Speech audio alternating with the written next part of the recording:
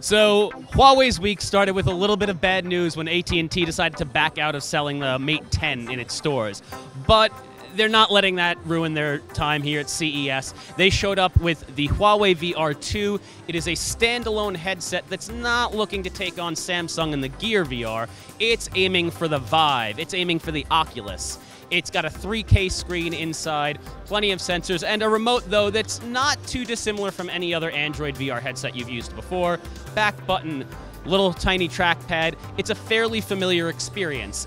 It's seamless, but honestly, the hardware is super comfortable, super polished.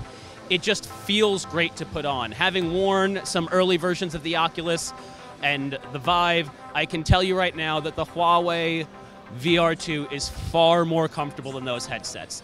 Now, that being said, it's not entirely clear if it has the same amount of power and capabilities as those devices. There is no release date, there is no price, and they're a little bit cagey about some of the details of its compatibility. We do know that you can use it with a phone, a tablet, or a PC, which is pretty great, very versatile, but it remains to be seen whether or not it's going to be able to really power truly immersive VR experiences like you'd see from the Vive Pro and Steam VR. So I got to check out two demos, one of which puts you in a virtual movie theater. And Huawei is really talking up IMAX and Dolby compatibility. You'll see their logos all over the place when you're inside. You fire up a video and you're sitting directly in front of this giant virtual 70-foot screen probably. It's just unrealistically large in this virtual world.